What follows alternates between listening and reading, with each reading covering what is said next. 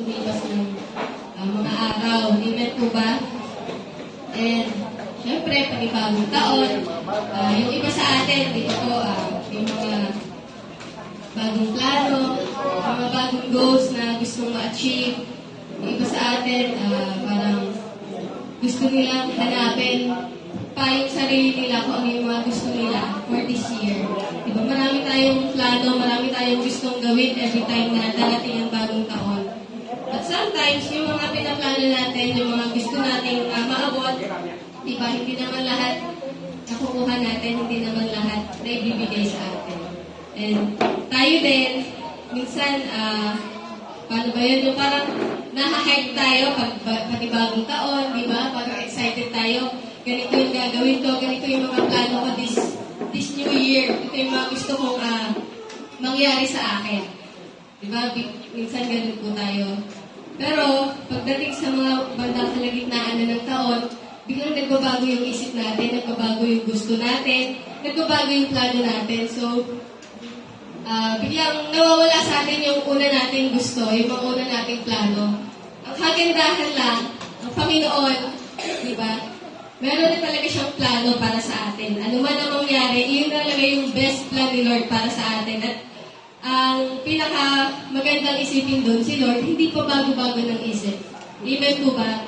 Si Lord, hindi siya pa bago-bago ng gusto para sa atin. Tama po ba?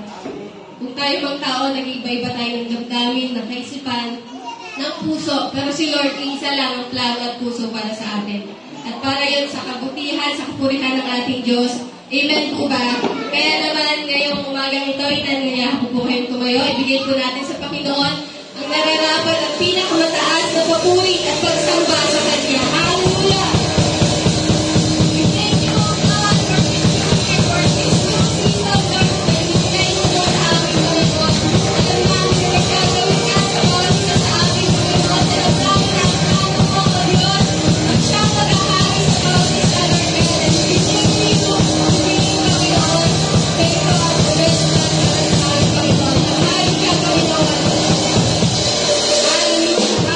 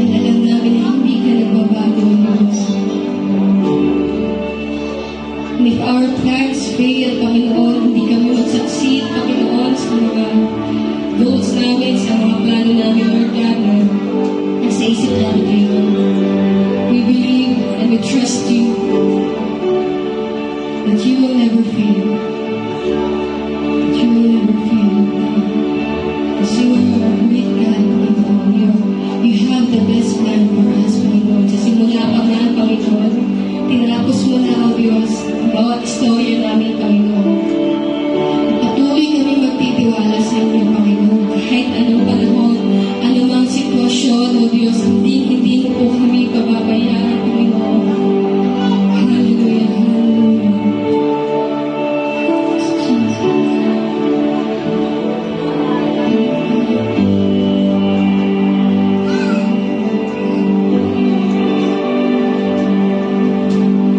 This is the day.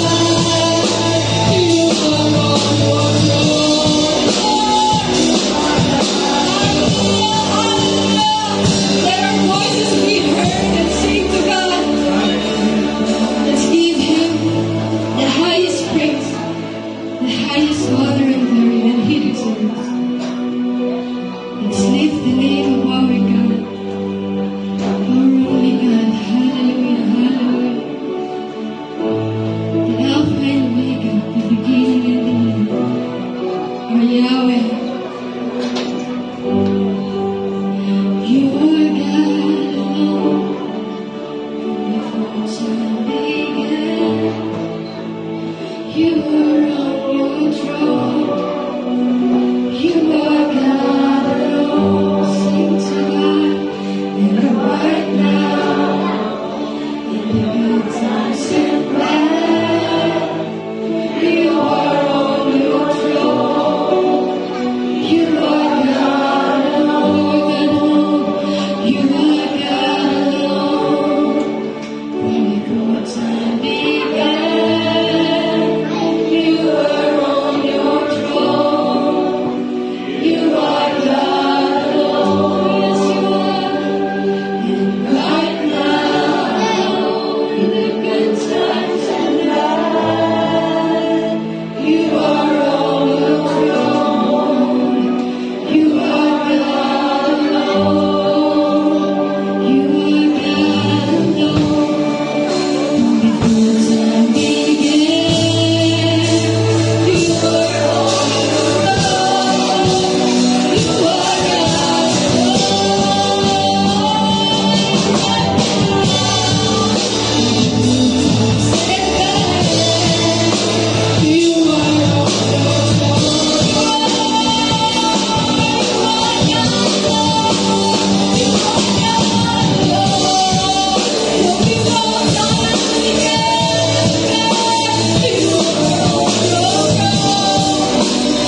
are on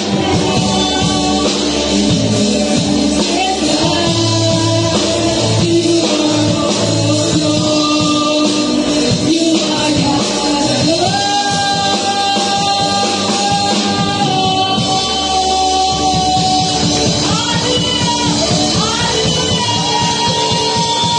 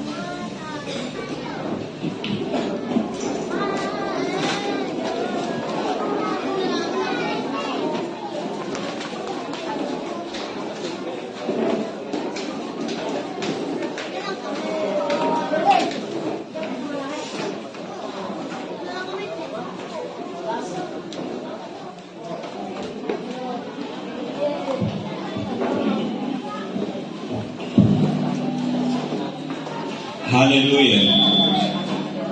Purihin ang Panginoon. Wow. Parang nagpagdaning. Hallelujah. Glory to God. Magandang umaga po sa bawat isa at magandang umaga sa ating po mga kapatid sa online po natin.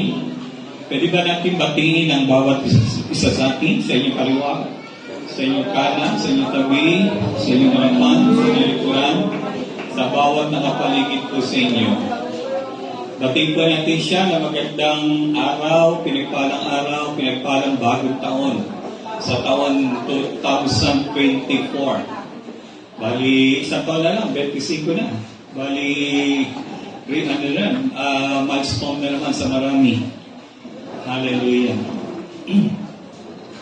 Glory to God.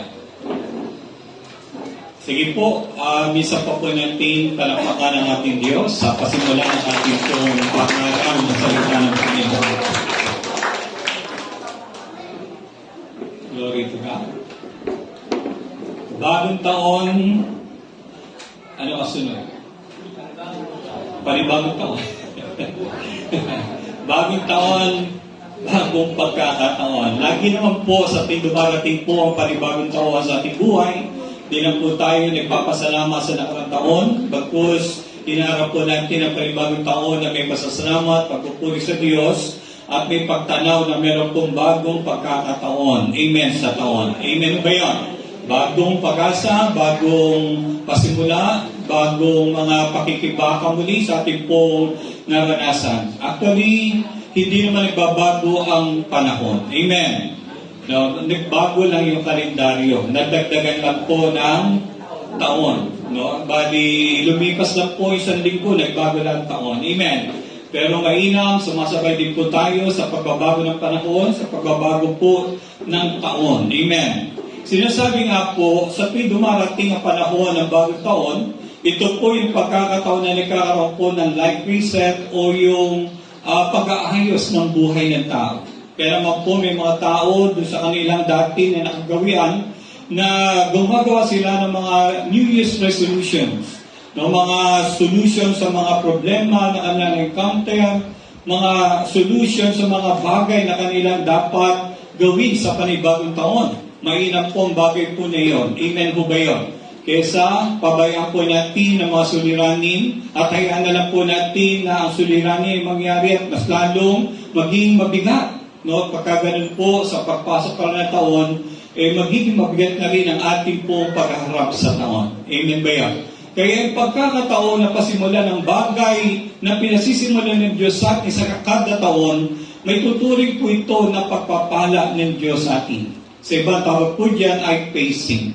No, kumbaga sa another pace o panibagong yugto sa ating buhay. No, kaya sa paglipas sa maraming taon, lagi ang Diyos, no, meron siyang ginagawa at patuloy na ginagawa na bagong bagay sa buhay po natin. Maging mga pinangarap po natin, pinlano po natin, pinangako po natin na nangyari o di nangyari, mainam pa rin po, harapin pa rin po natin ito na meron pong panibagong pagtanaw sa panibagong araw at taon sa ating buhay. Amen.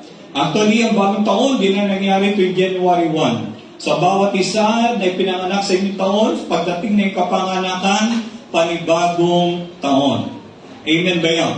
Kaya lang yun po yung individual. Pero ito po, sama-sama po natin sineselebrate ang bagong biyaya ng Diyos sa atin sa panibagong taon. Kaya ang iba, binibigyan nila ng declaration, binibigyan nila ng pangalan kung ano ang pagpapala na pwedeng ibigay ng Diyos sa taong ito. At yun po ay mainam sapagkat you are hoping and praying na sa panibagong taon, merong gagawin magandang bagay ang Diyos sa buhay mo. Amen ba yun?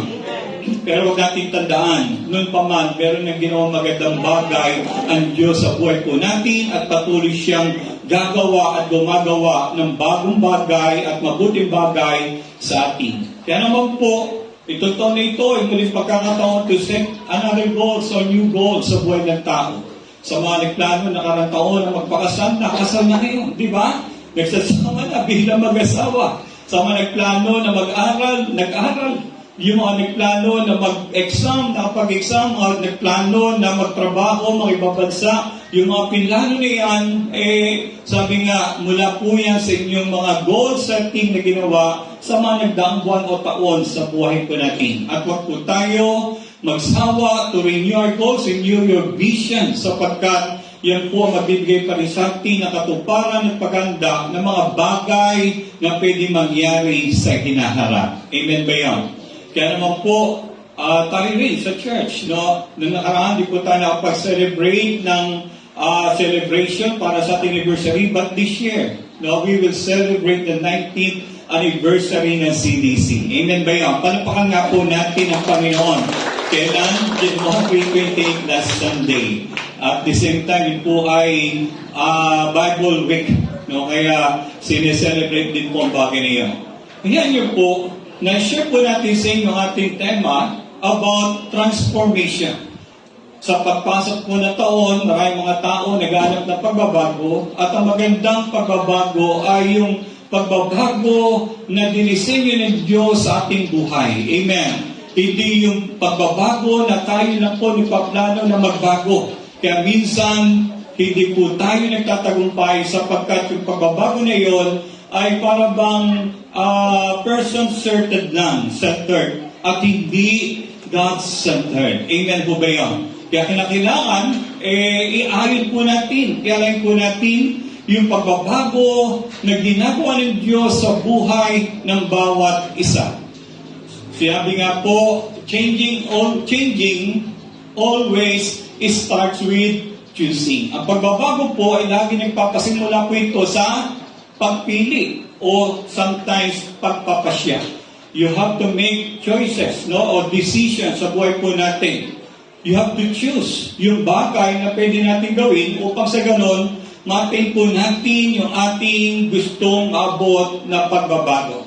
Actually, yung sinabi ni Dr. Rick Warren sa kanyang mismo na 50 Days Transformation Inspirational Book.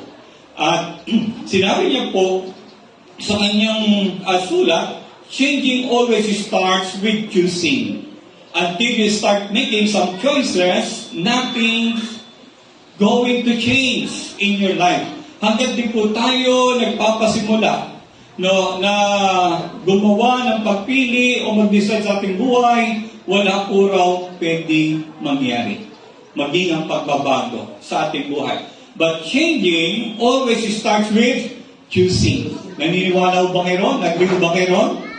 No, kaya kung gusto po natin ang bagay na yun, manalangin tayo, natulungan tayo ng Panginoon na sa ating pong pagpili na gagawin o pagpapasyang gagawin sa panibagong taon na ito ay gabayan tayo ng Panginoon.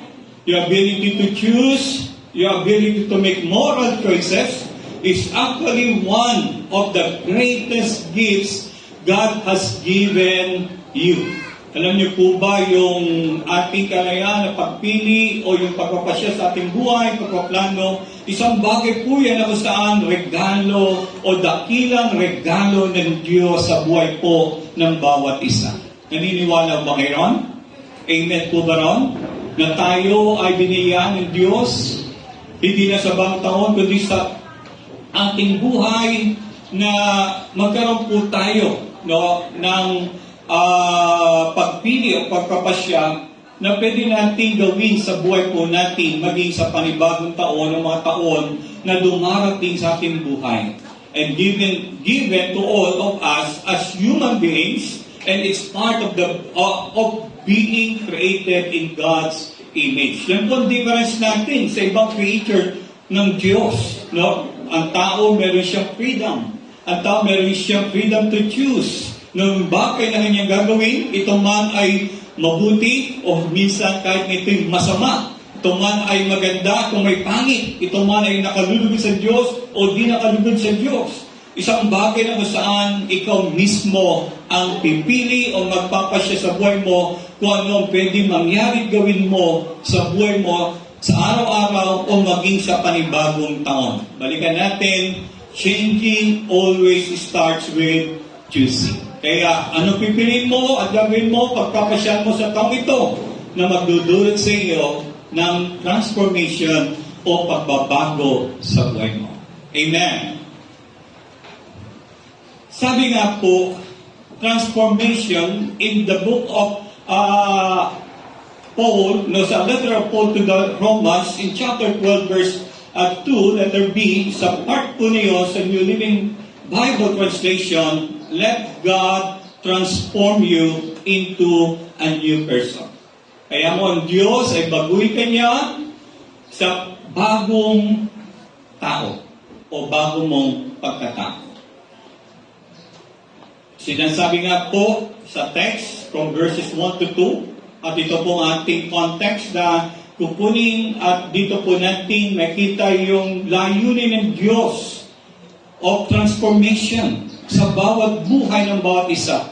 Kaya bawat isa, hindi lang tayo niligtas ng Panginoon, hindi niya lang tayo tinulungan na mahango mula sa dati nating buhay, kundi ang Diyos.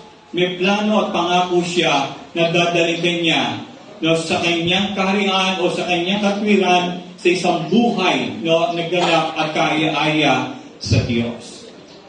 And so, dear brothers and sisters, I plead with you to give your bodies to God because of all He has done for you. Sa translation, you see, as a King James Version, by the great mercy. I beseech you therefore by the great mercies of God. Let them be a living and holy sacrifice, the kind He will find acceptable, and this is truly the way to worship Him. In verse 2, don't copy or conform to the behavior and customs of this world. But let God transform you into a new person by changing the way you think. Then you will learn to know God's will for you, which is good and pleasing and perfect. Sa Tagalog po, sinulat po natin dyan o tinagdarin natin. Kaya nga mga kapatid, alang-alang sa masaganang habang ng Diyos sa atin, ako'y nakikiusap sa inyo o nakikiusap na ialay ninyo ang inyong sarili bilang isang handog na buhay, banal at kalugod-lugod sa Diyos. Ito ang karapat-dapat na pagsamba ninyo sa Diyos. Huwag kayong makiayon sa takbo ng mundong ito, mag-iba kayo sa pamagitan ng pagbabago ng inyong pag-iisip upang maunawain ninyo ang kalooban ng Diyos kung ano mabuti, kalugod-lugod at ganap ng kalooban niya. So, dali nga po tayong yumuko at tayo manalangin. Panginoon, maraming salamat po sa pagkabasa ng salita. Tunay po na yung salita ay pagpapala sa bawat isa na tumatanggap nito. Pinagkakalooban mo na pananampalataya sa pamagitan ng pagkinig nito. Kaya niyo po na patuloy niyo pong dagdagan at palawakin pa ang aming pong pagkilala sa iyo at maging aming pong pananampalataya sa iyo.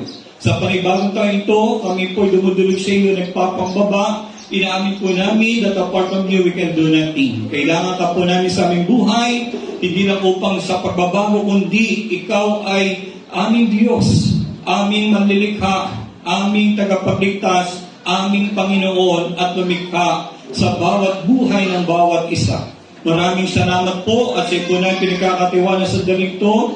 Dalisahit banalin niyo aming puso, anumang uri ng kasalanan, magsilbing hadlang sa aming pong pakikinig ng salita at maging sa aming panambaan. Sa ito namin ito, niaalay pinagkakatiwala, humingi po kami ng tawad, linisin niyo kami patawarin sa anumang kasalanan, malit man malaki, hayag man o taguman.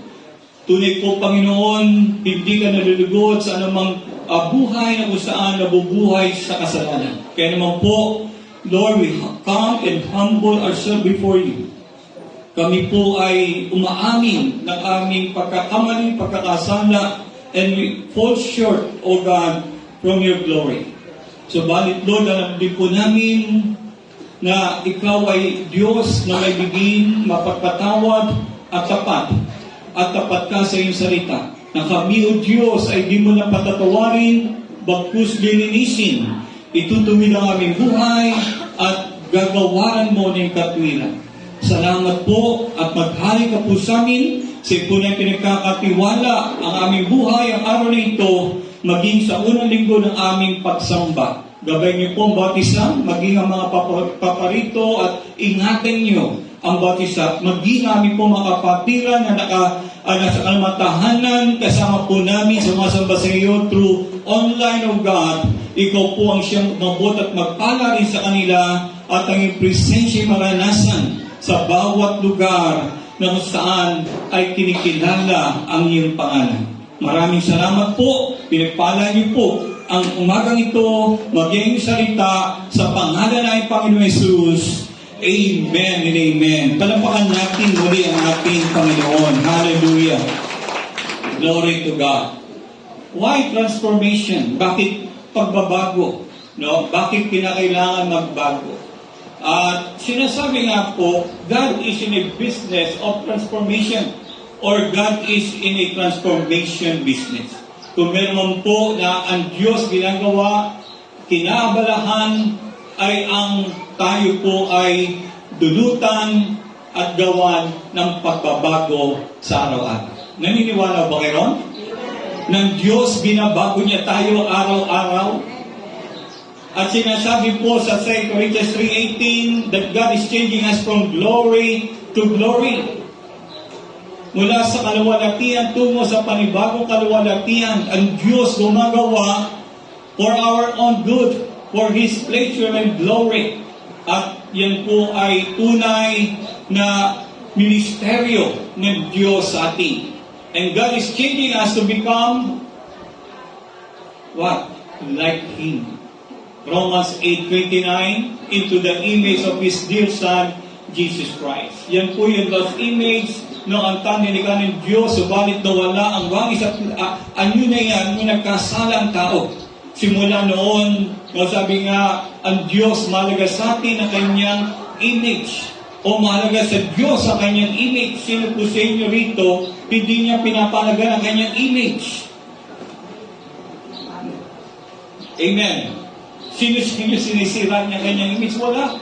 Instead, pagka nasira, nire-restore, binabago, inaayos.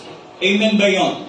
God is restoring and transforming yung kanyang, yung nasirang imahe na nilikha niya sa tao, na kanyang kawangis at ayon sa kanyang larawan.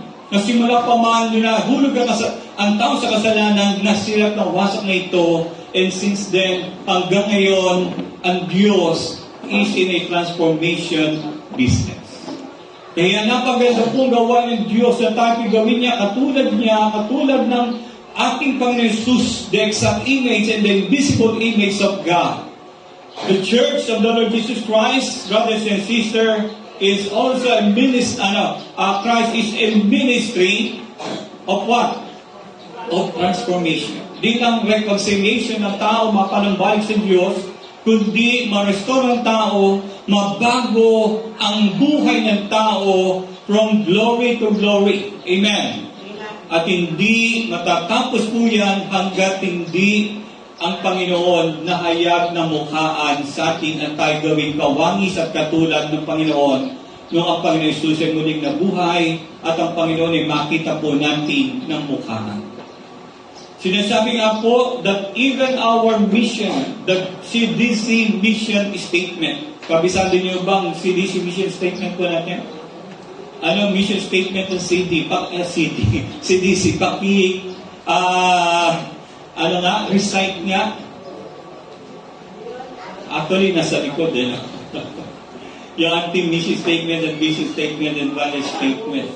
Sinasabi po natin that our mission statement as a church, ito'y aligned din po at connected doon sa ministry ng Panginoon for transformation.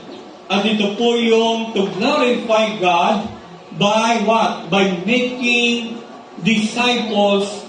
Mga kulang yata.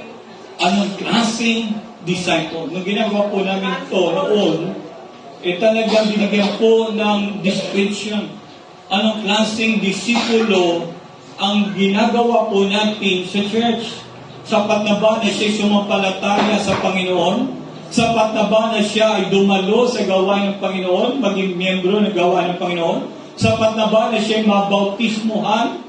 Sapat na ba na siya ay dumadalo palagi, maging dumadalo ng mga ibang gawain? Sapat na ba yun? Hindi. Ang uri at larawan ng pagiging disipulo po natin ay yung binago. Amen. It transformed disciples.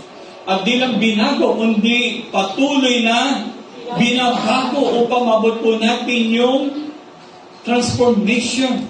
Hanggang ang Panginoon ay magbalik na tayo po ay palagi nagpapabago sa harapan ng Diyos sapagkat ang Panginoon babalik siya sa isang katawan, sa isang iglesia, sa isang mananampalataya na tunay, na busila sa kagandahan sapagkat siya ay binago ng Panginoon.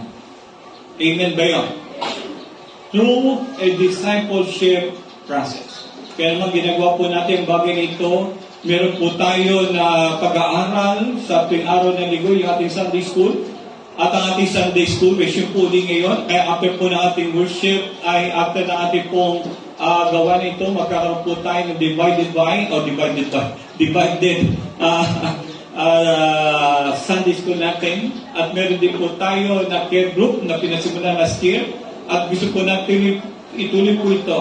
So that yung pagiging tagasunod natin sa Panginoon, ay baguhin tayo, malaga po tayo, at yung pagiging kawangis natin ng Panginoon ay, sabi nga, maging katulad tayo ng Panginoon. Sinasabi po natin that we want to see people being transformed by God into a new person. Yun po ang nais ng Diyos. Yun din po nais natin. Kasi ganito nga paralan, nagbibigay po tayo ng kaluwalhatian sa Diyos. Amen. Kaya kung gusto natin maluwalhati ang Panginoon, naluluwalhati ang Diyos, hindi lang sa ating pagpupuri, hindi lang sa ating pag-awit, hindi lang sa ating pagparito, kundi naluluwalhati ang Diyos pagka po tayo nagnanais na magpabago at binabago ng Panginoon sa ating buhay. At sinasabi po natin that only God can transform a man or a person. And let God transform us or you into a new person. Ang Diyos lang. So kaya nga po, it is not by yourself, it is not by other people, hindi ikaw. Kasi nga yung New Year's resolution natin, hindi sapat para tayo mabago. Amen. Sabi nga, minsan lagi tayong bigo. Pero ganun pa man, lumalapit pa rin tayo sa Diyos kasi sa tuwing tayo lalapit sa Diyos, tayo ay pwedeng mabago at tayo kanyang babaguhin. Maging ibang tao ay hindi rin sabi nga, pwede magpabago sa atin. Bakit? Meron nga nagsabi, yung isang tao, binatadalan ka na medyo responsable, o minsan ay talagang pangit ang buhay, minsan kasabihan po ng matatanda, ay pagkakasawa niya, magbabago na yan. Amen. Pero actually, hindi rin tayo pwedeng baguhin ng ibang tao, maging na yung boyfriend o girlfriend, maging na yung asawa, maging na yung magulang, maging na yung kapatid, maging sino man. Ang tanging pwede lang makapagpabago sa ating buhay, internally, walang iba kundi ang Diyos. Amen. Kaya, not by anything, maging ang yaman pera, magkapera ka man, magkatrabaho ka man, di ka pa rin lubusan mababago. Mababago ang style ng buhay mo. Pero ang tunay mong buhay, hindi pa rin. Pwede ka magkabahay, magkakotse, magkalupa, magka-property, magkaroon ng maganda kasuotan, alas, everything in life. Pero hindi pa rin mababago. Bakit? Kasi ang Diyos lamang ang pwedeng magpabago sa buhay ng tao. Kaya naman, tunais po natin magbago sa panibagong taon na ito na malaki ang pag-asa. At ang pag-asa niyan ay walang iba kundi ang ating Panginoon. Kaya napakalaga, sinasabi ko po natin, hindi tayo magbabago sa pamagitan ng tao na anumang bagay, maging ang lugar o ng anumang pangyari sa ating buhay. Even yung mga circumstances sa buhay po natin, hindi tayo kayang baguhin yan. Amen. Mamaya, makita po natin, ang tunay na pagbabago hindi external or physical or material or circumstantial. Sapagkat ang tunay na pagbabago, ito'y nagmumula sa Diyos, ito ay internal and spiritual transformation na nagbubunga ng physical and material or external change. Amen. Ang pwede na gawin ng tao panlabas, pero yung panloob, ang Diyos ang tanging pwedeng makapagpabago. Kaya sinasabi po natin sa 2 Corinthians 5:17, it is conditional. It is a conditional, sinabi po ni Pablo that therefore, if anyone is in Christ, is a new creation, or creation, the old is gone, behold, the new has come. Ang pagbabago ay na kay Kristo. Amen. Amen. Kaya kung tayo na kay Kristo, kahit na ikaw nakanino, nasaan, even places, ay hindi ka magbabago. Ang tangi na nakapagbabago ng buhay, sino? Si Kristo. Kaya nga, sabi nga, kung kaya na kay Kristo, ang unang ginawa ng Panginoon, sinasabi niya na, you are a new person. Amen. Isa ka ng bagong nilalang, nilikha ka, wangis ng Diyos, at patuloy tayong binabago ng Diyos. Sabi nga, anyone who wants to be changed or transform their lives must be in Christ. Kaya isang katangian po na kay Kristo, binabago at nababago ang kanyang buhay. Kaya kung tayo na kay Kristo, expect it, believe on it. Amen. Amen. At kung wala pa, transformation po yan. Unti-unti. Kaya lang baka mabagal na tayo nasa isang proseso na binabago ng Panginoon, not in our terms. Amen. But in God's terms. sa kanyang paraan. Kaya nga yung transformation, hindi ba sa change, kundi a transformation na mula sa pagkauod, nagiging nagiging mula itlog, naging uod, naging kuod. At bago lumabas, talaga nag-struggle at pagka nakalabas, yun nagiging magandang paru-paro. Transformation, sa ibang word ay metamorphosis. Ibig sabihin, phase by phase, stage by stage ang pagbabago. Proseso po ito. Kaya wag tayo basta mag-give up, wag tayo mag-turn off agad, wag tayo mag-discourage. Yung pagbabago inaanap natin sa buhay, wala pa o matagal o unti-unti. Hindi sa ating kaparaanan at panahon, kundi sa kaparaan, panahon at yung gawa ng Diyos sa buhay po natin. Amen ba yun? Kaya naman, sinasabi po natin na mayroon tatlong malagang bagay na kung saan ito ay matuturing na kailangan upang yung transformation ng buhay po natin mangyari. No, pwedeng mabagal mabilis o pwedeng isang timala na naganap. Kaya sinasabi po natin, ang una ay yung surrender yourself. Napakahirap baguhin sa tao pagka magpabago. Amen. Pero madali sa isang tao mabago kung gusto niyang mabago. Sa isang tao may sakit, mahirap gumaling pagka ayaw, gumaling. Pagka ayaw pagkamot, pagka pagpunta sa doktor. Kaya, meron po siyang ang tawag na cooperation or participation ng bawat sa atin, may bahagi. At isa sa napakalagang bahagi dito ay tinatawag po natin pagsuko ng iyong sarili, ng iyong buhay sa Diyos. Sapagkat ang Diyos ang nagbabago ng buhay. Amen. Kaya sinasabi po ni Pablo sa mga taga-Roma, I plead you, I plead with you, or I beseech you. Nagsusumamo ako sa inyo. Nakikiusap ako sa inyo. Yun ang sabi ni Pablo. Na yung mga taga-Roma, nais niya mag-transform, at gusto niya mangyari ito. At ginawa niya sa pakiusap. Sa pakiusap, yaman Diyos ay nagmahal ng gayon na lamang at tayo niligtas, sigurado na tayo'y kayang baguhin ng Diyos. Kaya lang kinakailangan na tayo'y lumapit sa Kanya, ihandog natin ang ating sarili sa Kanya. Sabi nga, offer your body.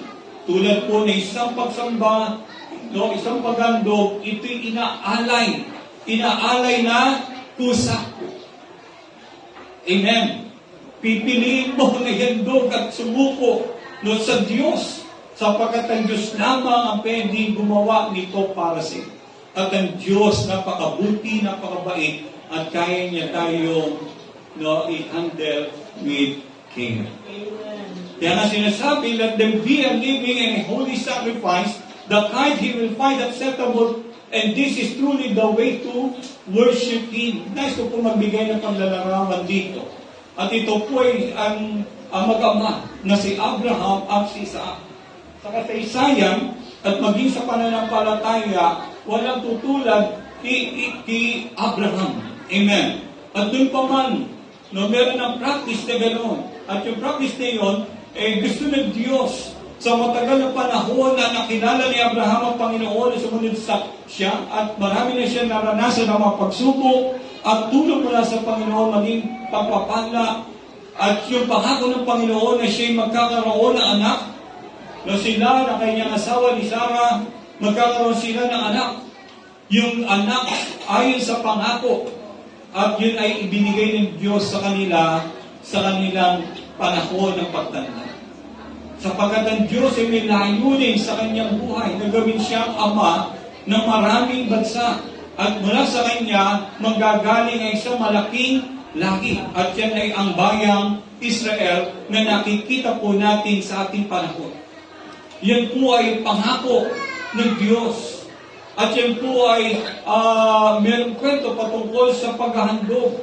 Noong time, sinilang na si Isaac at nasa edad na halos binatilyo, Sabi po doon, para mapatunayan ng Panginoon ang kanyang pag-ibig sa Diyos, kung sino ba talaga ang kanyang pipiliin, kung sino ba talaga ang kanyang mahal, at kung siya nagtitiwala sa Diyos sa kanyang pinagagawa, susundin niya ba ang Panginoon? Kaya sabi noon in Genesis chapter 22 verse 2, literally nangyari po ito in verse 1. Meron verse 1. Yung verse 1 po niya, no? Ang Diyos ay si Abraham ay kinausap ng Hen na ihandog niya ang kanyang anak sa lugar kung saan sasabihin ng Panginoon sa kanya. At verse 2, sinabi sa kanya, isama mo kay Isaac at pinakamamahal mong anak na si Isaac at magpunta kayo sa lupain ng Moriah o Moriah.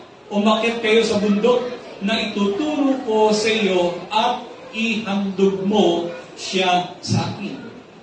Literally, yung talaga pinagagawa ng Diyos sa kanya ay human sacrifice. Ihahandog niya. Kaya naman, pinamagahan, dali-dali, walang pagkatubili, sinunod niya, tinig ng Panginoon, nagsibang ng kahoy, nagdala at nagkamiti, sinama niya ang 2 lipin at pagkatapos nagdakbay, nagpunta doon sa lugar na sinasabi ng Panginoon sa bundok ng Moriah o sa lugar ng Moriah at doon ay talagang ihahandog niya si Isaac. Kung kayo po ang tatayo sa kalagayan ni Abraham, magagawa niyo ba ang bagay nito? Siyempre, magdadalawang isip kayo. Sapagkat yun ay nag-isa mong anak. Pangalawa, anak mo sa iyong pagtanda. Pangatlo, ay may plano ang Diyos sa iyong anak. At pagkatapos, iaalay niya. Pero si Abraham nagtiwala sa Diyos na kinakailangan niyang ihandog, ialay ang kanyang nag-isang anak at kinakailangan niyang patunayan sa Diyos ng Diyos ang una at mahal niya at siya nagtitiwala sa Diyos. At lalo tigit, hindi magagawa ito ni Abraham na sumunod sa Diyos kung ang kanyang puso ay hindi niya isusuko sa Diyos. Ang paghandog, ang pag-aalay, ang pagsasakripisyo ay nangailangan po ng pagsuko ng ating sarili. Sometimes, sinasabi po natin, ang ibig sabihin po ng surrendering o surrender ayon kay Webster, to yield to the power, control, or possession of another. To give oneself over to something as influence na kinakailangan mong ipabaya, o kaya isubmit ang iyong sarili sa isang higit na makapangyarihan sa iyo o sa isang kapangyarihan o sa isang nagko-control o sa isang may pag-aari sa atin. Kaya napakalagang bagay nito kung ito'y ating isipin at ating tatanggapin. Yung bagay na pinagagawa ng Panginoon kay Abraham ay kailangan niyang gawin sapagkat ang Diyos ang higit sa kanya. At may magagawa pa rin sa kanya. Kaya kung tayo ay nagtitiwala sa Diyos, handa pa rin tayong sumunod at magsuko na ating sarili. Kahit na sabihin natin, yung tulad ni Abraham, ihahandog niya ang pinakamalaga sa kanya. Hindi siya gumawa ng isang idol sa buhay niya mula sa mundo nito. Ang tanging idol niya ay walang iba kundi si Lord. Ibig sabihin ng idol ay Diyos para sa kanya. Ano po ang surrender na hindi? People surrender every day. Naniniwala ba kayo? Sa panong paraan, they yield to peer pressure. And they give themselves over to temptation. Misa sa barkada, pagkasabing barkada, ay tara, punta tayo, gamit tayo. Dahil sa peer pressure ng barkada, ay ano nangyari? Sumasama. Kaya lang, gagawin ng barkada, gamit na mali at masama. At pwede mo rin ikasama. Yung minsan, nagigil tayo ron, sumusunod tayo ron. Yun po yung isang bagay na tinatawag nila, you surrender yourself. Ay isa pang bagay, halimbawa sa mga tukso. Naghihil tayo, sumusunod tayo sa tukso, sumusuko ka, sumasang-ayon ka. Sumusunod ka doon sa bagay niyo. At yun po ay isang uri ng pagsuko na saan hindi tama. Ang tamang pagsuko, sabi nga ba, that kind of surrender does not open the door to spiritual renewal. Ang tunay na pagsuko o pag-surrender na sinasabi po natin na what yielding, it is hunting oneself up to the purposes of God and giving oneself up to the power of God's kingdom.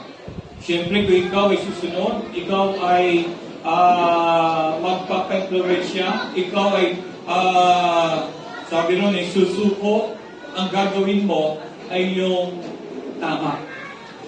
Yung gagawin mo ay yung ayon sa plano at kalooban ng Diyos. Ang gagawin mo ay para sa kanyang kaharian. Kaya naman, surrender is admitting that we can handle life without God and we stop pretending to be God and get off the throne of our lives and let God rule. Na hindi po natin kaya magagawa, no, bagkus tangi ang Diyos ang makagagawa nito para sa atin. Kaya kung gusto po natin maranasan ang transformation, pinakailangan natin sumunod sa Diyos, pinakailangan natin isuko ang ating sarili sa Diyos, pinakailangan natin ipabaya ito sa Panginoon. Katulad ni Abraham, sumunod siya sa Panginoon at ipinaubayan niya sa Diyos. He just yielded to God. We come to God on His terms and accepting that He is God and that He can do with us and whatever He wants. And but trusting that because He is a God of love, whatever He wants to do with us will be for our ultimate good. Lagi natin tandaan, yung bagay na sinasabi pinagagawa ng Diyos para sa atin, dapat tayo magtiwala sapagkat ang Diyos ay hindi kanya ipapahamak, bagkus ikaw'y mapapabuti at lalo mo matatanggap ang higit na pangako at biyaya ni Diyos sa atin.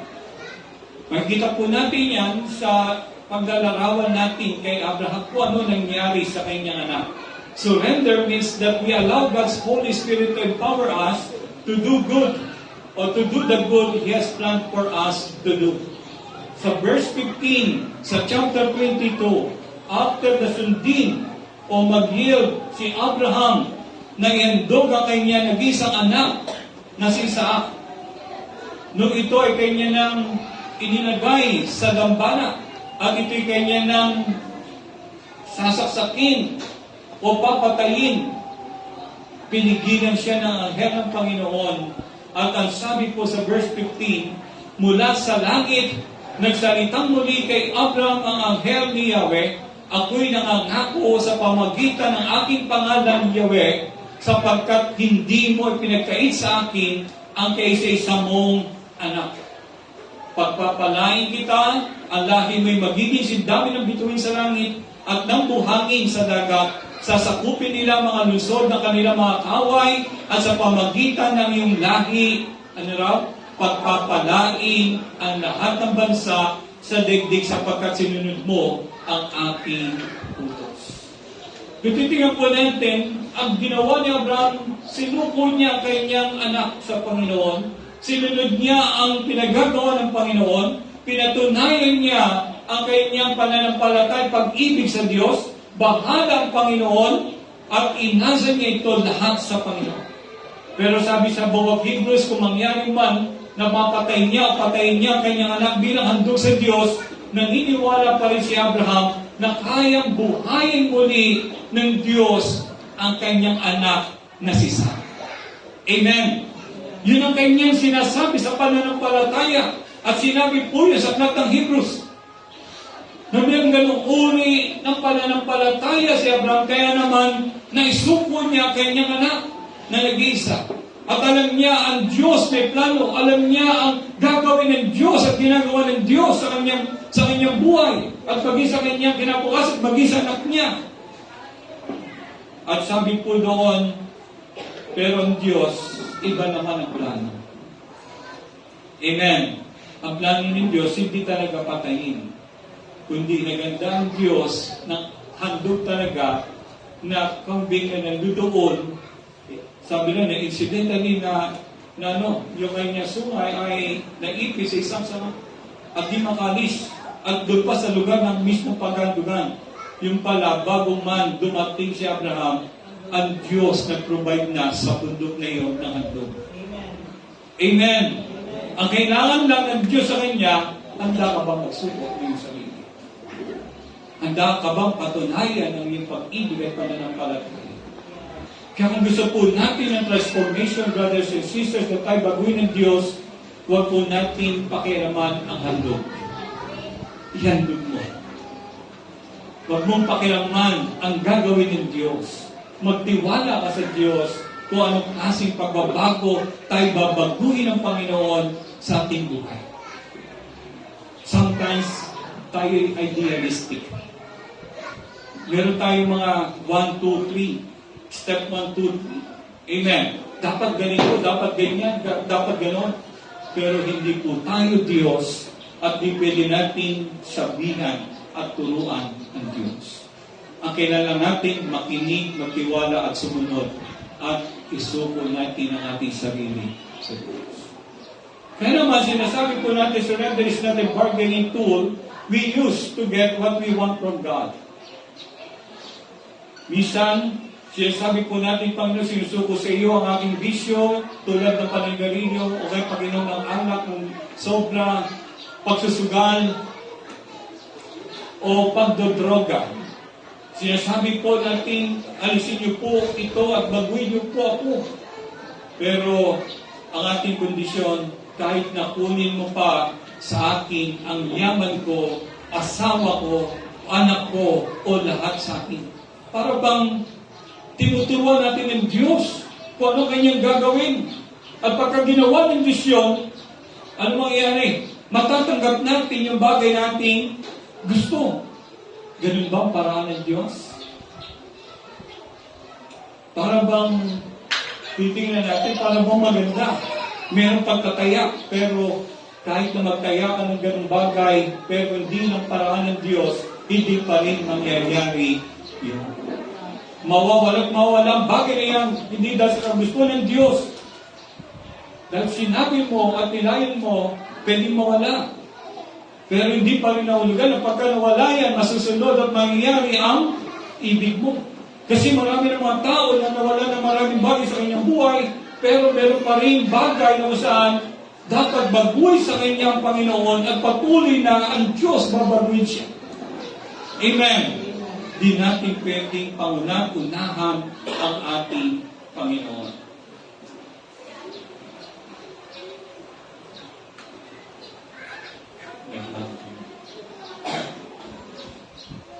Nor is trying to cut a deal with God na para bang babaguhin natin ang ating pakikipagtungo sa Diyos.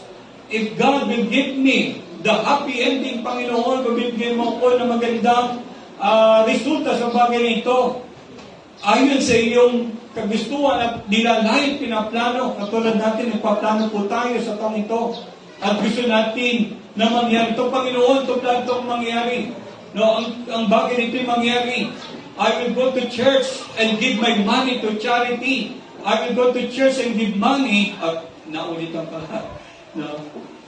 Bisan yun ang condition natin. Sometimes yun ang terms natin. Panginoon, pagka ginawa mo bagay nito sa buhay ko, ito gagawin ko. Amen. Kaya minsan ang pagbabago di nangyari. Ang tawag po dyan,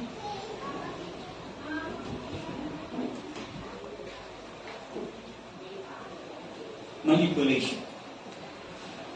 Amen. Para bang pinatatakbo mo ang Diyos sa iyong paraan. At hindi po may tuturing na surrender. Ang ibig sabihin ng surrender is trusting God to write and direct the script of our lives. Siya pa rin ang author and the finisher sa ating buhay.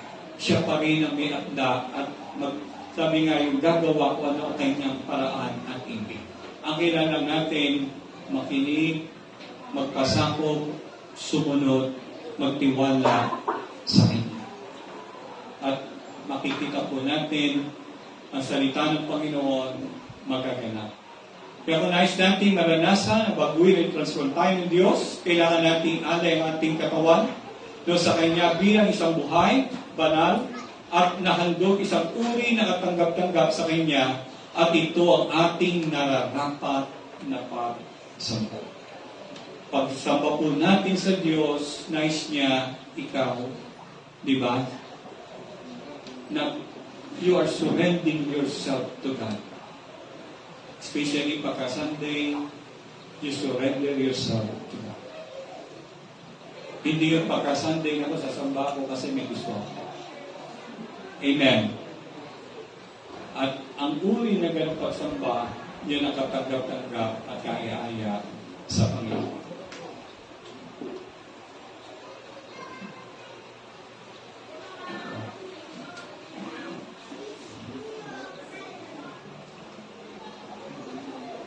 Pangalawa, medyo bilis ako ng konti. Stop conforming to the pattern of the world. Huminto po tayo sa paggaya sa sistema ng mundo ito. Kung gagawin natin ang mga bagay sa mundo ito, brothers and sisters, sa mundo ito, iba ang paraan, iba sistema, at iba ang gusto. Samantala ang Diyos, iba kanyang kaparaanan. Hindi sa pamagitan ng mundo ito, kundi sa pamagitan ng kanyang salita. Not through the world, but through His Word. Do not copy the behavior and custom of this world. Huwag kayong makiayon sa takbo ng mundo ito. Alam niyo po ba mga Pilipino ay mahusay manggaya? Amen. A great imitator. Nung araw pa po yan, di pa sikat ang China. Ang mga Pilipino sikat na sa paggawa at paggaya. Halimbawa, artista. Sa Bataan, sino po mahusay gumaya ng artista? Tagabuhay. Dahil mo. Sa politiko, sino po mahusay na manggaya ng mga politiko na naging Pangulo? Si? Ano pangalan niya? Paen. But then, this is right si Willie. No, Willie din. Si Willie Nepomuceno. Di ba? Kanya gaya yung mga Pangulo. Sa pelikula. Anong pelikula ginagaya ng Pinoy ngayon? Mga novela. Amen. Pagdating sa uso, lahat hindi lang K.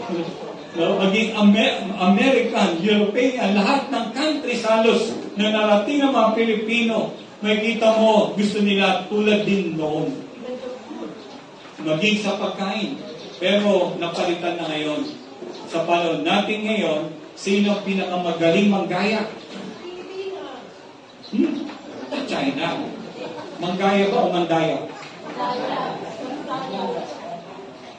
Sabi nga, God made everything, but everything, God created everything, but everything made in China. No, halos lahat ng produkto, tulad ng bagalas, damit, makikita mo sa China. Cellphone, sasakyan. Ang Geely, China yan.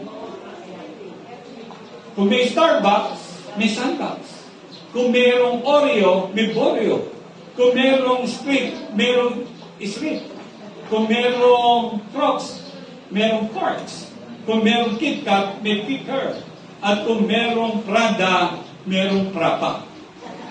Letra lang, pinalitan, kopya na. At ganyan kahusay ang China. Pumunta ka sa China, isa sa mga lugar niya katulad ng Macau, sabi ko nakarating doon, para ka nag-tour around the world. Yung magagandang spots sa mundo, nandun.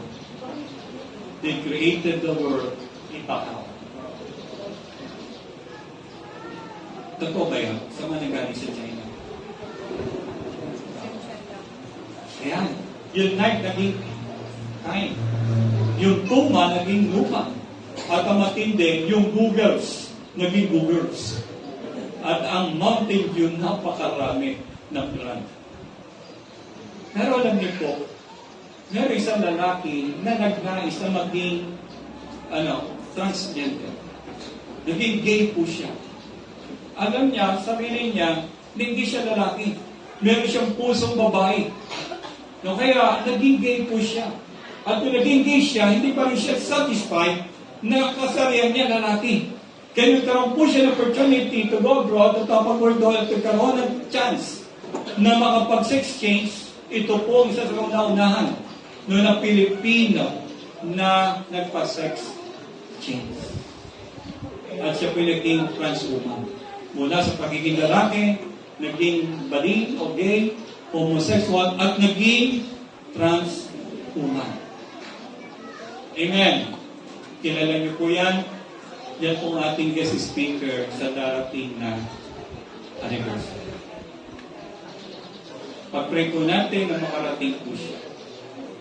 At sa kanyang paggaya na hindi siya lalaki, gusto niyang gawin ang kanyang sarili na maging babae, na born again po siya.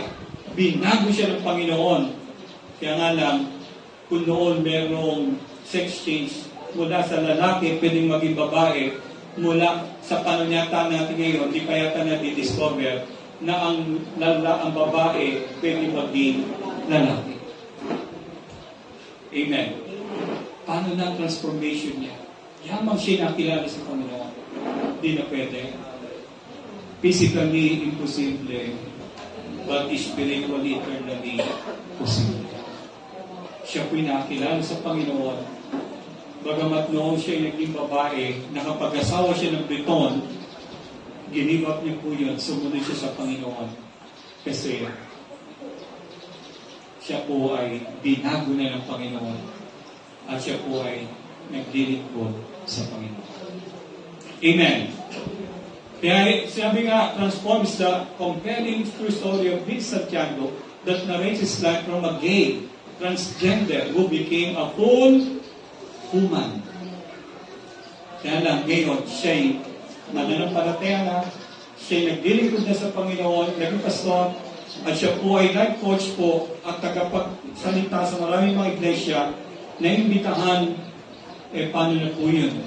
Paano siya babalik? Tanong sa akin, pwede ba mag-asawa yon ng isang babae?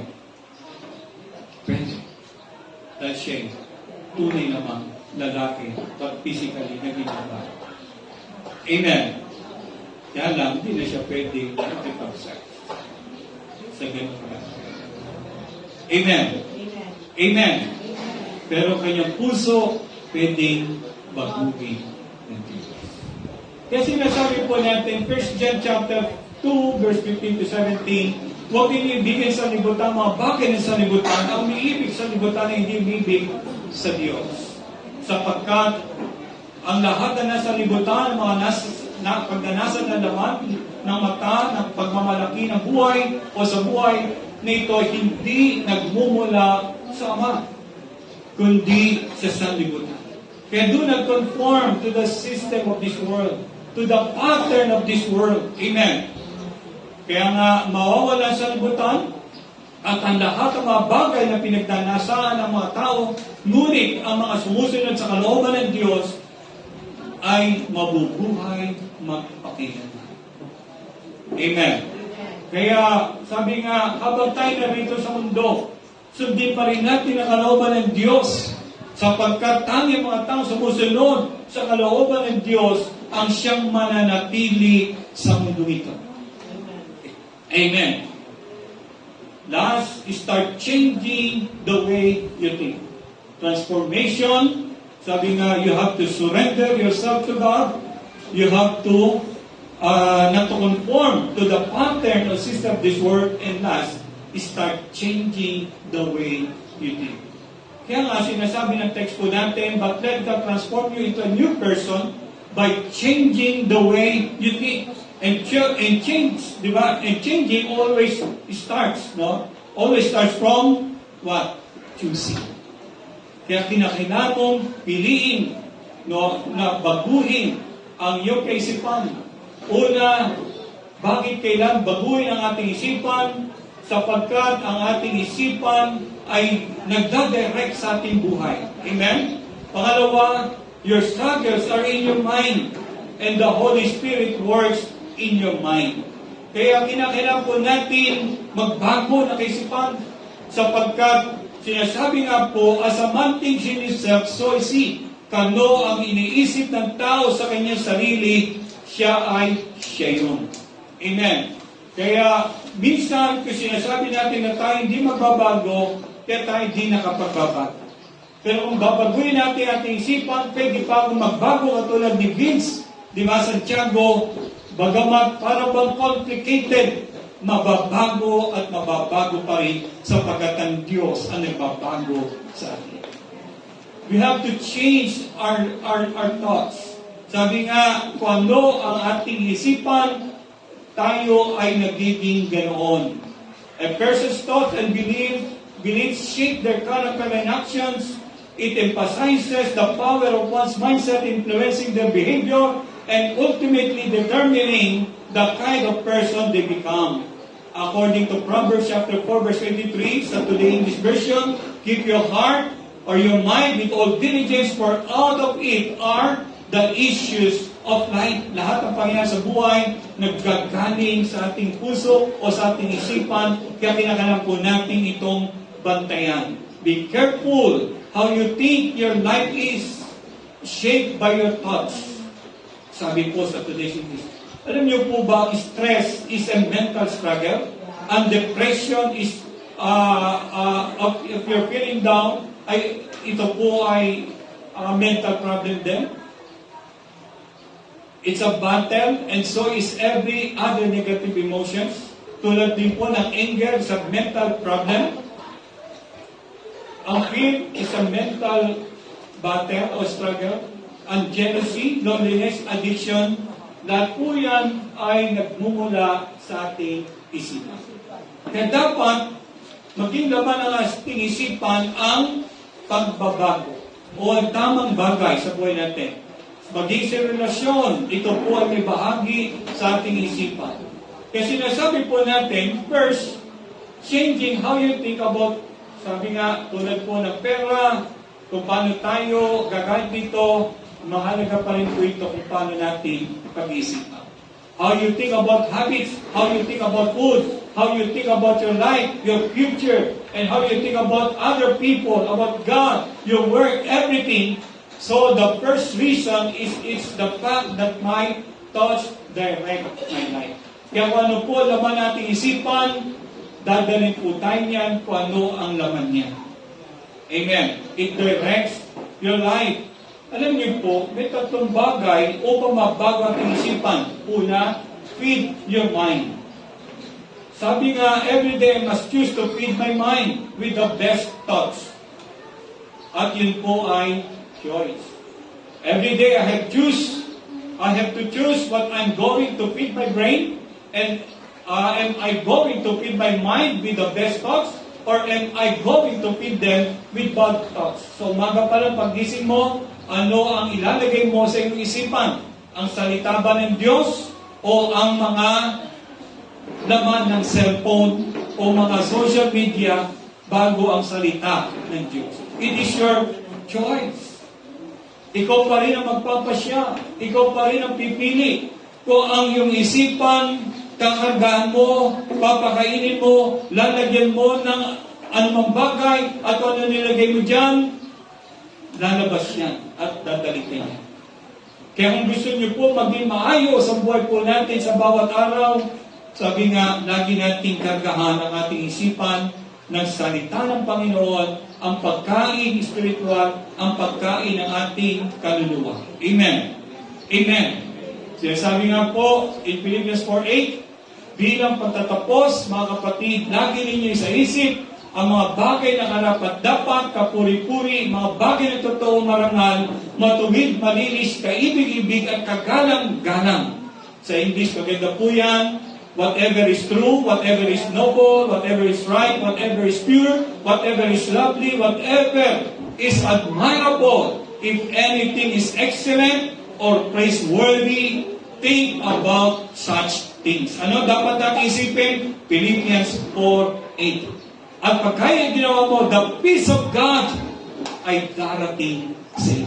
Kaya minsan walang kapayapaan sa ating isipan, sa ating buhay, sa ating tahanan. Hindi po yan ang ikinakarga natin sa ating isipan, sa ating puso. Kaya nga sabi ron, keep or guard your heart with all diligence, for out of it are the issues of life. Sa Bible, Jesus says that heart and mind are one. Or sabi nga, ginagamit ko siya, kundi puso, isip, kundi isip, puso. But I believe they are distinct each other, but separate. No, they are different. Or they are the same.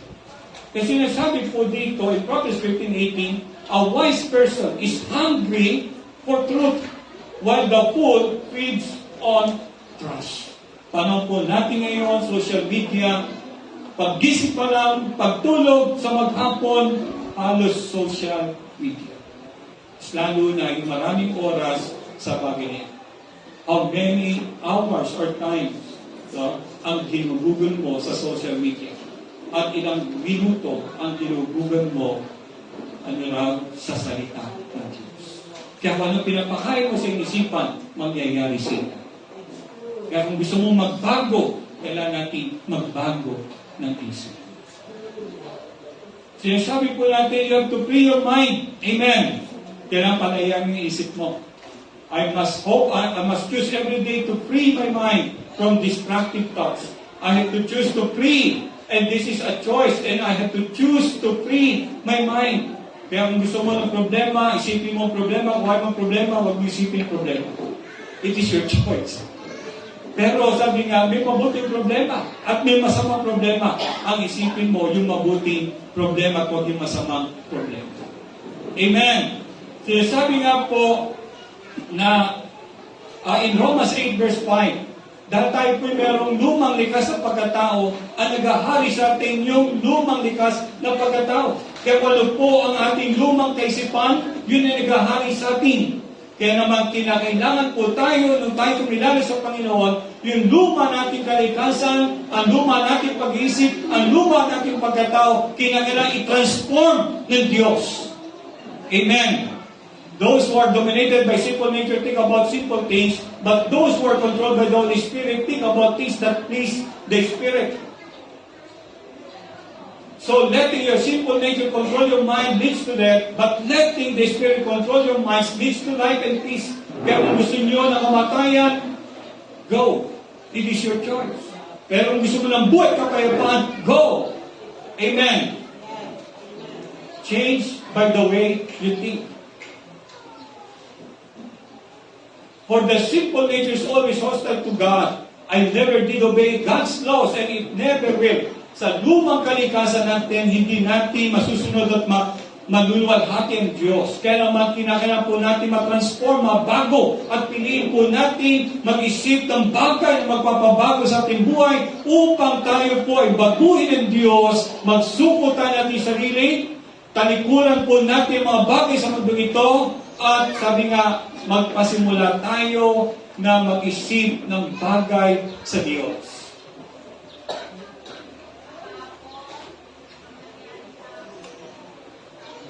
Last, I must choose to focus my mind on what matters most.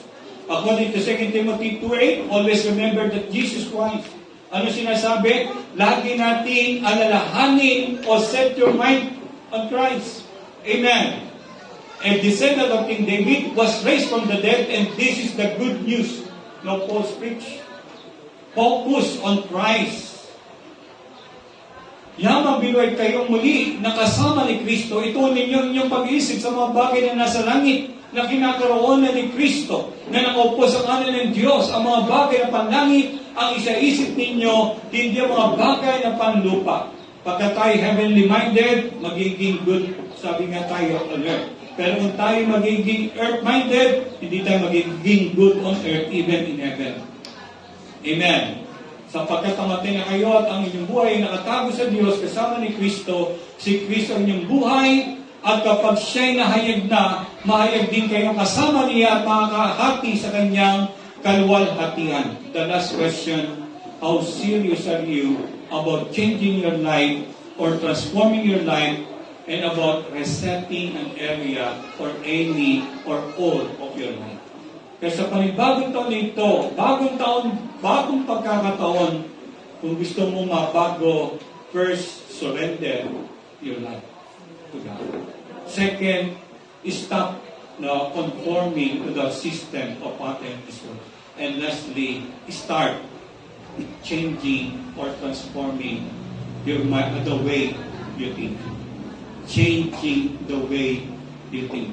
And it is, sabi nga lahat yun, choice. Tayo po'y dudulig sa Diyos sa ating communion.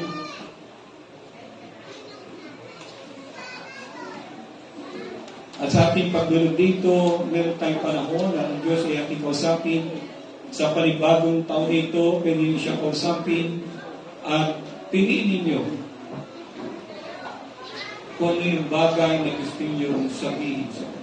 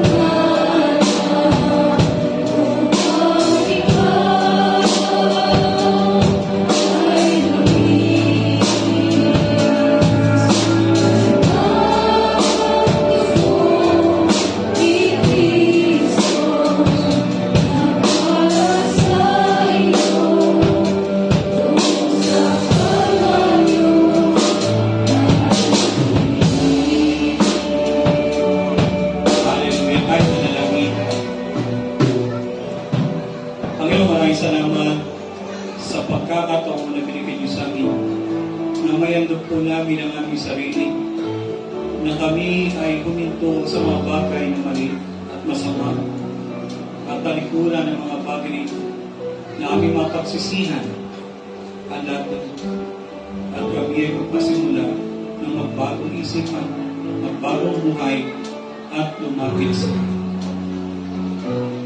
Nung gabi na si Jesus ay pagkanulo, lumako siya ng tinapay at nagpasalamat, pinagpira-pira ito, pinamahagi sa kanyang anak. Nagbigat nagsabi, kakain kay ito ang aking katawan na nabayo pa. Tuwing kayo kakain, alalahanin ninyo. Sinabi ni Pablo, alang-alang sa dakilang pag-ibig at awa ng Diyos sa atin. Ihandog natin ang ating sarili sa Kanya. Panginoon, nag-aalay po kami na yung sarili sa iyo.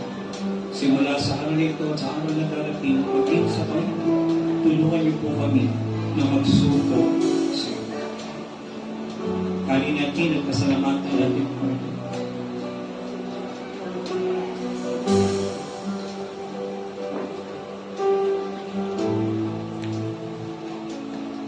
Hindi naman matapos magkakuna lumapot siya ng saro at ang saro ito ng bagong tipan.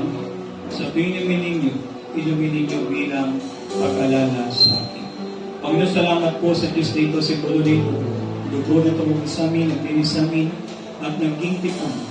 At ang dakilang tipan, nandun sa pangkalahan. Na kami ay nasa iyo at ang sino man na kay Kristo ay niligtas at ilago at patuloy na binabago ayon sa iyong kalwalhatian. Maraming salamat po sa pangalan ni Jesus.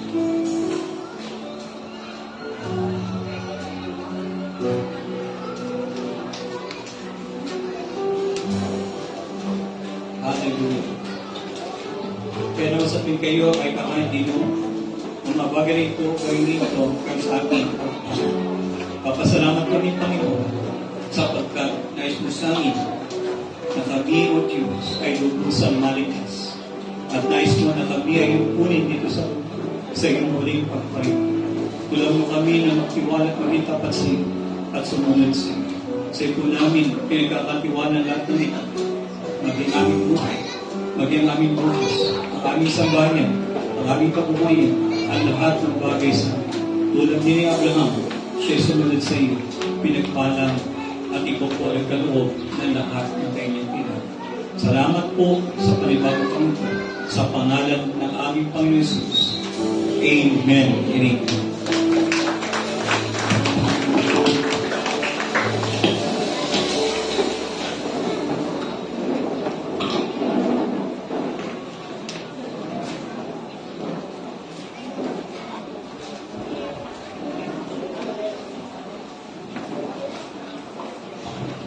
Praise God, purihin ng Diyos at tayo po ay nagpapasalamat sa panibagong buhay na salita ng Diyos na ipinagkaloob sa atin. Sana po yung word na transformation ay tunay na ito maging daan upang tayo ay magkaroon ng panibagong pagbabago. Sabi nga, from glory to glory is changing me. Ang Diyos ang nagbabago ng ating buhay.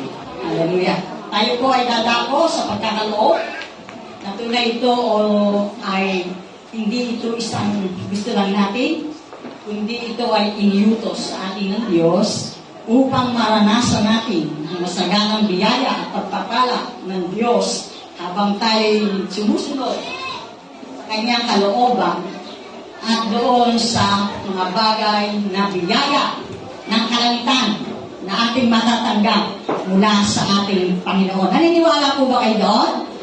Amen. Hallelujah. Kailangan panindigan natin, tayuan natin yung ibinigay sa ating mga pangako ng Panginoon. Hallelujah. Tunay na po sa Psalm, sabi doon, dahil ninyo ang inyong mga alay, ang mga handog, ang mga ikapo sa templo ng Diyos upang ang lahat ng pangangailangan ng ating iglesia o ang templo ay matugunan. At ito ay alay natin bilang katampatan nating pagsamba sa Panginoon. At tunay may mga pangako ang Diyos. Sabi niya nga, magbigay kayo at kayo bibigyan din, gustong takaw, siksik, libig at umaapaw. Kaya nga po yung ating pong lagi sinasabi sa tuklasin. Ang mga nagkakaloob sa Diyos, sa mga mission, sa mga ating iglesia, sa pangangailangan ng mga pagawain, talagang tunay na ang Diyos ay nagkakaloob sa inyo ng nasaganang biyaya. Sabi nga, siksik, liglig at umaapaw. Ang apaw na ito ay para hindi sa inyo. Kundi ang umaapaw ay para sa ating kapwa, sa gawain ng paglilingkod sa ating iglesia. At sabi nga, higit na pinagpapalang nagbibigay kaysa tumatanggap. Lagi po natin tatandaan yan. Kapag daw nakakapara kong ulan, pag nagbuhos ng masaganang biyaya ang Diyos pag umulan, pagbarado po ang bubungan natin o yung mga flow ng ating yung ating mga daanan ng tubig, hindi po yan magtutuloy. Ganon ang biyaya ng Diyos sa tikong na kamay. Hindi po dadalo yung masaganang biyaya, nakatikom ang ating mga kamay. Ikaw lang ang mabubusog, hindi ka magpapabusog sa ating kapwa. Kaya nga sabi doon, higit na pinagpapala ang nagbibigay kaysa tumatanggap. Totoo po yun. Mga karanasan po namin yan. Pag po natin sasabing mahirap ang buhay. Alam niyo, nung araw, ang sabi ng tatang, kahit ko naalala yung mga salita ng tatang. Kung titingnan natin at iisipin, noong araw sabi mahirap ang buhay. Noong araw, marami sa atin walang TV. Alam niyo, kami nanonood lang, isa lang may TV doon sa Wawa. Kung natatandaan natin Tinimpan, sa Wawa, doon lang doon sa Mitulay, nanonood kami ng TV. May bangya June, mamera, hanggang sa naging 5 Gs, di po ba? Ayan, natin pa. No, di po ba? Yan, yung ano doon, yung sila, yung Santos, ang apelido, doon sa may pagbaba ng tulay. Kala, ano. So, yung nakikita natin, nung araw, pero ngayon, lahat ng bahay may TV. Kaya mayaman tayo ngayon sa henerasyon natin ngayon, di po ba? Alam niyo, bahay, tingnan niyo, hindi lang isang TV niyo. Minsan matutulog ka lang, may TV ka pa sa kwarto. Purihin ang Diyos, ganon ang Panginoon na ating sinasampalatayanan. Remember, mga kapatid, noong una nangungupahan tayo, but then, nandito po tayo sa area na ito, we're so blessed. Pinagpala tayo ng Diyos. Sabi nga, all things work together for good. Kahit na ikaw, bariya ang pera mo, kasama ka, bahagi ka ng iglesia ito. At tingnan niyo yung ating mga kapatid, biyaya yan ng Diyos. Sapagkat kayo at ako'y nandito, tinawag tayo ng Panginoon, pinagsama-sama tayo, sabi nga, upang ang isang katawan ay maging mabunga. Di po ba?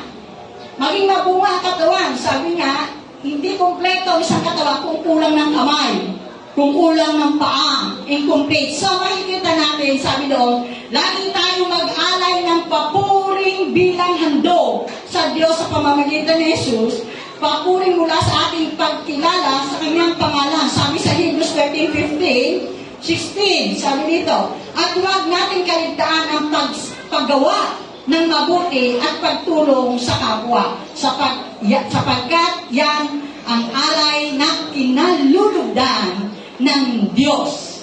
Tunay po, ito po ang nais ng Diyos atin. Ang buhay ko, at yung nasa mga bulsa natin at hanap buhay, ito ang kinalulugdan ng ating Panginoon. Tayo pong lahat ay tumayo. Hawakan po natin yung ating mga handog. Hallelujah! Glory to the living God. Hallelujah! Ipanalangin po natin sa Panginoon. Hallelujah! O Diyos na banal na makapangyarihan sa lahat, na pinagmumulan ng masaganang biyaya at pagpapala, kami po, Ama, ay nagpupuri at nagpapasalamat sa inyo sapagkat pinagkatiwalaan niyo po kami ng maraming bagay sa mga hanap buhay, sa kabuhayan at mga kayamanan na pinamana sa amin, Lord. Salamat po sapagkat sa lahat ng ito, tunay amang banal, na-enjoy namin ito, O Diyos, sa buhay na ito, at patuloy mo pong pinagpapala ito upang maging extension, Lord, sa maraming kaluluwa, maging sa iglesia ito amang banal. Katulad ng sinabi mo, dahil namin ang aming mga handog, at upang kami tumulong, gumawa ng mabuti, Panginoon, at ito ang nais mo, O Diyos, at nagbibigay kaluguran sa inyo. Ama, sa hawak namin mga kaloob at ikapo, pagpalain ito, O dakilang Diyos, higit na magamit, Panginoon, sa maraming kaluluwa at sa pangangailangan ng iglesia ito, at pagpalain mo, O Diyos, ang bawat kamay ng aking mga kapatid nito na magkakaloob, Panginoon, sa inyong gawain. Kayo na aming Diyos na mag-iingat ng lahat ng kanilang kabuhayan, maging ng kanilang sambahayan. Alisin mo, Panginoon, ang mga mananakmal, sakit, karamdaman, sa bawat tahanan ng iyong mga anak nito, sa pangalan ni Jesus na aming Panginoon at tagapagligtas. Ama, dalangin po namin, pagpalain mo ang lahat ng gawa ng aming mga kamay, at palaguin mo, paramihin mo ang mga kayamanan, O Diyos, na ito, upang lalo pa kami higit na magamit sa higit pa, Panginoon, namin inaasahan, Panginoon, sa gawain ito. Ama, maraming pong salamat, at ang aming dalangin nito, O Diyos, ay pinagpala mo sapagkat ito'y hinihiling namin sa makapangyarihang pangalan ni Jesus na aming Panginoon at tagapagligtas sa gawain at tulong ng Santo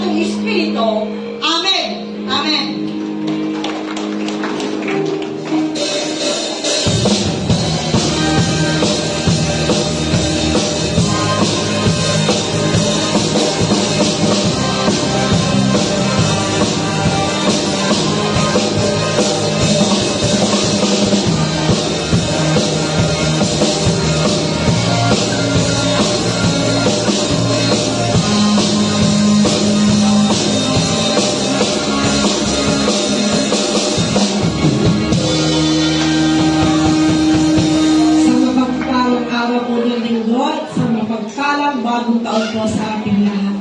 For our announcements and birthday greetings. Okay, January 7, at the Atienza. Hindi pa sila, okay? Happy birthday.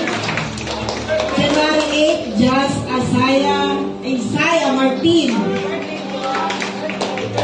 January 10, Ate Corina Pagio. January 11, Hannah May Ocampo. Okay, happy birthday po sa inyo lahat. Sa masigabong awitan po para sa atin.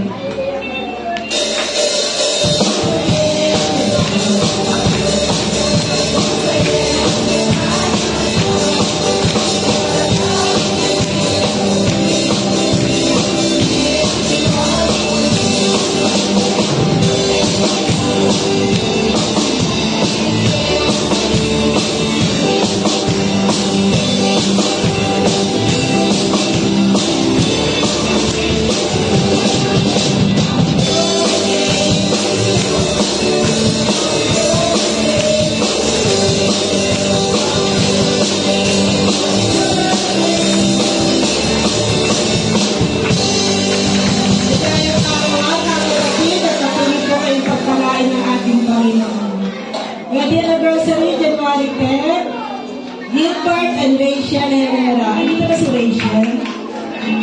Nandun sa Sunday School. Okay, happy anniversary for our announcements. Okay. Magkakaroon po tayo ng 5-day prayer and fasting starting January 15 hanggang 19. Pwede po tayo mag-fast. Ibig sabihin, pwede kayong kumain ng breakfast or ng lunch or dinner. It's your choice po. Then, kung kayo pa nagpo-fast, yung time po ng fasting nyo, magpe-pray po kayo doon. The 19th Revival Night, January 19, dito po sa ating iglesia. Revival Night po ito, yung sama-samang pananalangin ng mga iglesia dito sa Balanga. Then, January 28, yung ating 19th Cities Anniversary with our guest speaker, Pastor Vince Santiago. Yung discuss kanina ni Pastor Dan. Then after the service, ministry heads and care group leaders meeting, may lunch ba to? Meron daw lunch to. So lahat po ng ministry heads and care group leaders. Then after the service, resume po yung ating Sunday school. So punta po kayo sa kanya-kanyang grupo. Then thank you and God bless. Tayo po lahat ay tumayo para sa ating pamakas na panalangin. Manaming Diyos na sa langit, patuloy kami nagpapasalamat sa mga salita na aming tinanggap. Truly, Lord, we hold on your promises that you are the same God yesterday, tomorrow, and forever. Salamat po, O Diyos, and we take pride, Lord, to take the challenge of change, of transforming lives. Salamat po, Ama, patuloy po kami ingatan mula ngayon hanggang sa ikaw ay dumating at patuloy mo kaming samahan o Diyos sa lahat ng bagay na aming magawa. Maraming salamat po, Ama, pagpalain mo lahat ng aming mga kapatid na nagpunta sa lugar na ito. Sa iyo po ang papuri at pagwalhati sa pangalan ni Jesus. Amen.